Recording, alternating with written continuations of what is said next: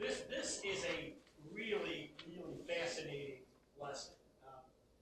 I stole a list. It's not my original stuff. I found the website, and it was so well documented that I said, "Oh, that's a good list." So we're going to look at 10 characteristics of the Antichrist. Now, remember, we've shown you this picture every time. We are just blind people looking at an elephant, and as such, we may not know anything. We may have it all right. We may have it all completely wrong. So don't ever forget that. So last week we were talking about the rise of false messiahs and false prophets. That's where we were. And as we said it last lesson, they've been around throughout Christian history. But the Antichrist and his sidekick, the false prophet, are the end-all of all false teachers and prophets. That's where we left off. I think you're mixed up because we didn't talk about that last week. You're doing less on Sundays. We didn't get that far. We didn't talk about the Antichrist, or was I just not here, or was I not paying attention? You did, yeah, we just missed it. Are you sure? Yes. Okay, because I'm pretty sure I've been here the whole time. Okay. All right. I don't remember that. So today's lesson is going to focus on the Antichrist. What he looks like, what he will do, what he will be. All right? Now, to set the stage, you have in your notes the two Trinities. Okay? The Holy Trinity and the Unholy Trinity. Yeah, you should have that much in your notes. Okay? Now, the reason this is important is because the juxtaposition of the members of the Unholy Trinity against the members of the Holy Trinity, and you'll see that just in a second. So the Holy Trinity is made up of the Father, obviously, God the Father. His counterpart in the Unholy Trinity is Satan, who's referred to as the dragon through much of the book of Revelation.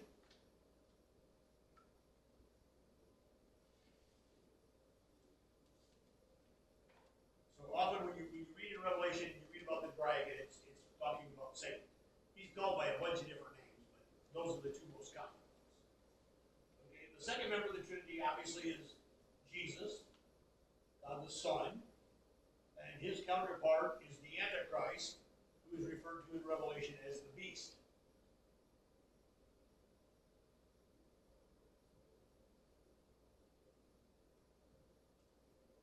There's also one passage that talks about two beasts, one being Satan, that's another one of his titles, but that I think is only used one time. And the last member of the Holy Trinity is the Holy Spirit, obviously, and his counterpart in the Unholy Trinity is the false prophet. Now you'll see why this is important in just a second. I'll make sure everybody's caught up and got all those, because that's really an important understanding how these two are juxtaposed one against the other. When they refer to the mark of the beast, wasn't that before Revelation? No, the mark of the beast is actually in the book of Revelation, and we're going to get to that. That's one of the 10 things on this list, so hang on, we'll get there. All right. So let's look at the two Trinities in terms of what they represent. The Holy Trinity represents truth. Okay. Jesus said, "I am the way, the truth." Okay. God's word says over and over again, this is the truth. The Unholy Trinity, you ought to be able to guess, is built on deception, which is obviously a lie, the opposite of truth. We talked a lot about that last week. Modus operandi of all false prophets is deception, deceiving people. The Holy Trinity is based on love. It should be fairly easy to guess the counterpart. The Unholy Trinity is based on hatred.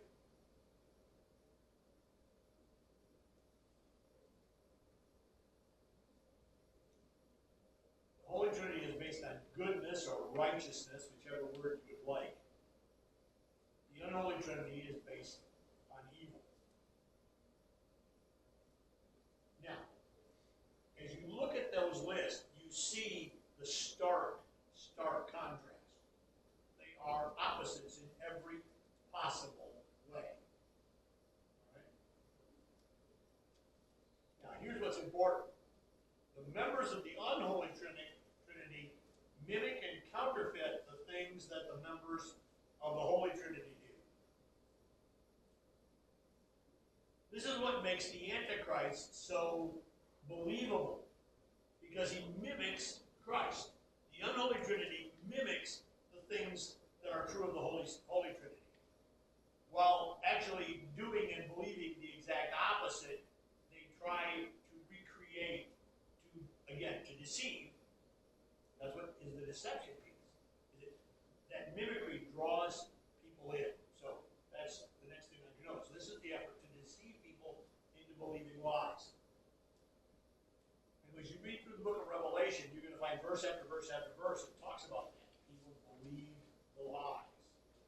They were deceived. Okay? So with that in mind, we already talked about this. Deception is the modus operandi of all false prophets. Okay? So, here's the questions we asked last week. Who's the Antichrist? Is he alive? And how will we know the Antichrist when he appears? Right? Now. Yeah. Okay. Who's the Antichrist? People rumored to have been the Antichrist, or to be the Antichrist. Now, don't try to write all these down. You can jot down whatever you think is important, but this is a very interesting list, okay? And it's certainly not complete. There are probably a lot of others, but I came across several different websites, and so I sort of compiled this. And it's kind of fascinating. These are people who have been rumored to be the Antichrist. Caesar Nero, okay? Nero was the major influence during the time of the persecution of the early church, okay? That's why he was considered it. The Pope, whoever that happens to be. Okay? Hitler and Stalin were both considered to be potential antichrists. This one surprised me. Napoleon.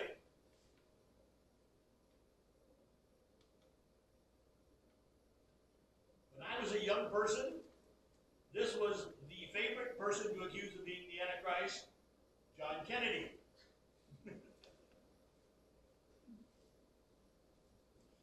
All right. In fact, there was a thing that was incredibly popular for a while, this numbering system.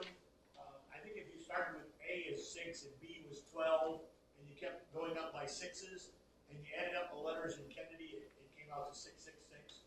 I mean, you can do that with virtually anything. I mean, it's not biblical, obviously, but that was a big thing. Henry Kissinger, remember he was the great peacemaker in the Nixon years. Barack Obama, the U.S. president, whoever he happens to be.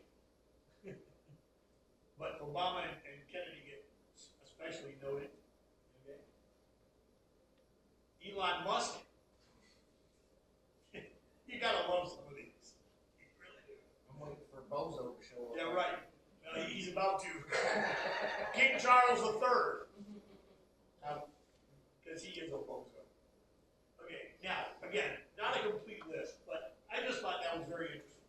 These people rumored to be the Antichrist. Now, let's look at this list objectively. Well, Napoleon I can see. Yeah. That's that little man mentality. Yeah, right. But here's why this is important, okay? Nero's dead. Hitler and Stalin are dead. Napoleon's dead. Kennedy's dead. Kissinger's dead. These four aren't bright enough. Quite frankly. Okay? Now, the Pope is a good candidate. Okay? I'm not sure I believe it, but a lot of people look to the Pope and Catholicism and the re-engineered Roman Empire. Because remember, the Pope was the Holy Roman Pontiff for years and years and years and years and years. There's all the 7 revelations about the 7 sevens and 10s. People believe you have the 7 hills of Rome and the 10 nations of the EU, which we're going to get to in a minute. So he's a possibility. Now I said Nero's not, but Nero's a possibility. And I'm going to give you something here in a minute to show you that I found fascinating. Okay, but now if you're you're a Left Behind guy or girl, the Antichrist in the Left Behind series was named Nikolai Carpathia. Now, here's what made Carpathia interesting. He was a very charismatic European. Virtually all biblical scholars tell us that all the key stuff in the last days is going to happen either in Europe or in the Middle East. The United States, North and South America are virtually not part of end times prophecy. Okay? Now, again, they could be totally wrong, but that's what people say. All right? As LaHaye and Jenkins saw it, this very charismatic European guy, he becomes the head of an international political group, either the UN or the European Union. All right? Our popular choices.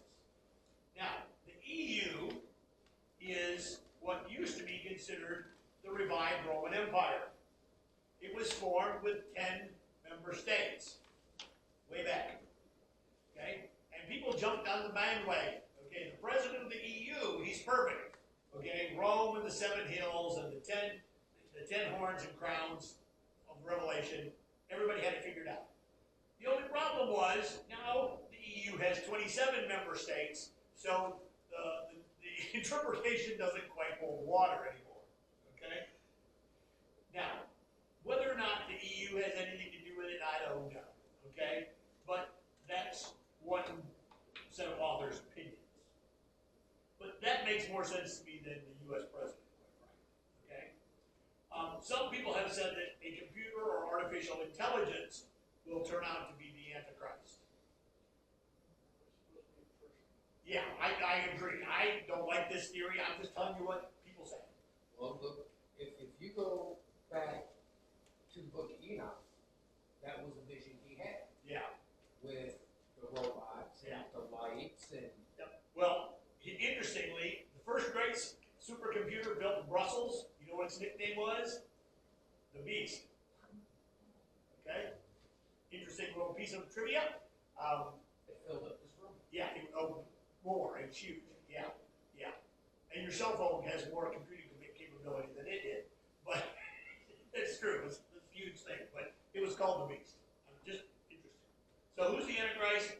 We have no idea. I'll say it is true. We have no idea. Okay? Is he alive? We have no idea. Could he be? Maybe. Don't know. Okay?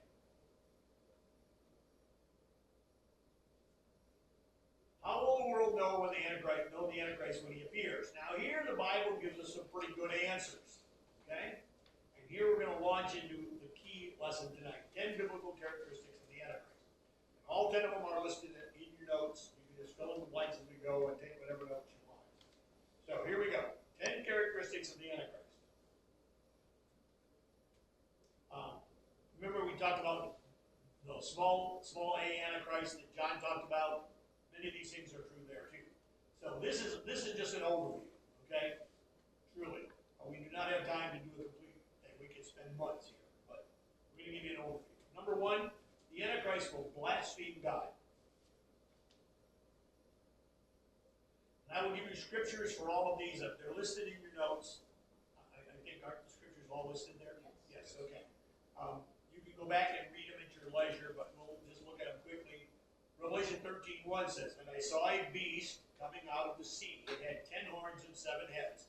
That's the 10-7 thing that appears throughout all of Revelation. "With 10 crowns on its horns. And on each head a blasphemous name." Now notice, 10 horns, 7 heads, 10 crowns. That was the belief about early EU. Okay? Revelation 13. "The beast was given a mouth to utter proud words and blasphemies and to exercise its authority for 42 months. That's the first half of the tribulation. It opened its mouth to blaspheme God, to slander his name and his dwelling place, and those who live in heaven." Okay? So, when the Antichrist reveals himself as the bad guy, he is going to be the ultimate God-hater, and his blasphemies against God will be nonstop. Okay? Canadian Prime Minister. Yes, and I didn't put him on the list, but he's a really good